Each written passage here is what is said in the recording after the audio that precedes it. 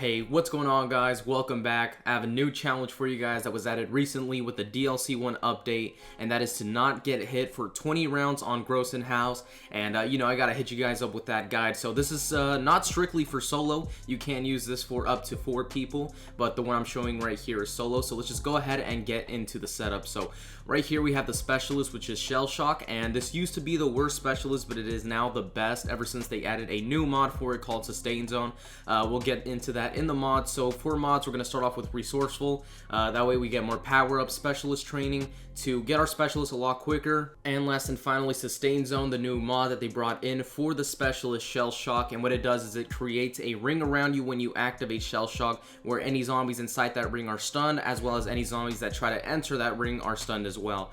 Moving on to the primary, we're taking in the M1A1 carbine, but that's what I'm taking in. You guys can take in whatever you want. It doesn't matter, because on round 1, we're going to get a box weapon anyway, so we just need a weapon to kill the zombies at the beginning of round 1. Moving on to our lethal, we'll also be taking in satchel charges, and these are really useful, and I highly recommend them, and I'll show you later on what we're going to be using them for.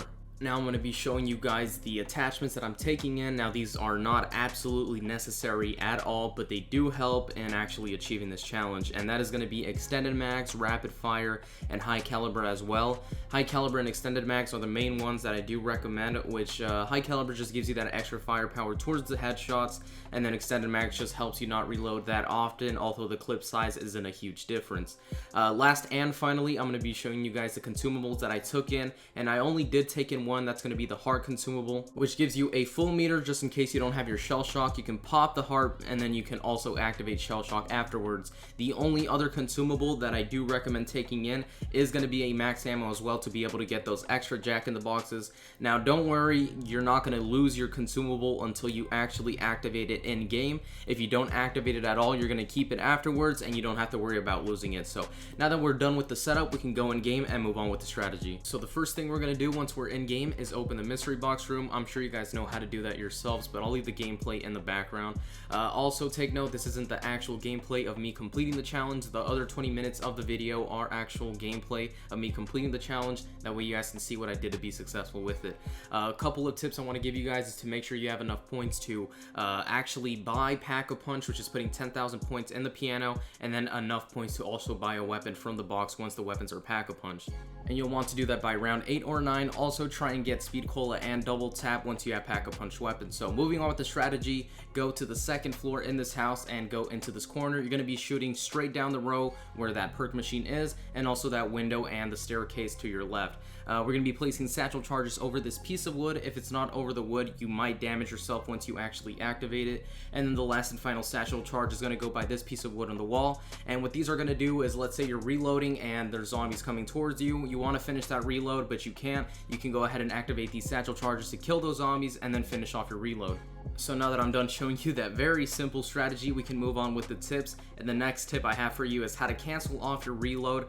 So let's say you have about 15 bullets in your clip, and you have zombies coming at you and you've already began to reload. You can press triangle or YY on Xbox to cancel off that reload and continue shooting. This is also very helpful with canceling out reload animations. So let's say you have 25 in the clip and you started to reload. You can see at the bottom right hand corner that it goes from 25 to 45, and you're gonna still doing a reload animation. You can press triangle or YY, like I said before, on Xbox to cancel off that reload animation.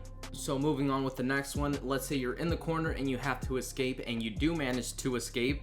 Make sure you do not jump off from the second floor using this little opening right here by the staircase, because you will lose a little bit of damage, like literally a hairline fraction on your health meter, and I'll go ahead and replay that back for you guys right here. So as you can see, as soon as I jump off, there's a black slit on top of the Mountaineer's head, and that just shows that I took damage. That is the health bar. In a couple of seconds it replenishes, as you can see right there.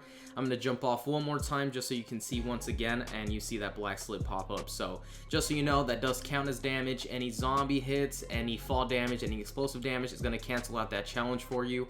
The staircase over here by the camping saw, it doesn't cancel out the challenge. You can't jump off through there, so there's no worries with doing that.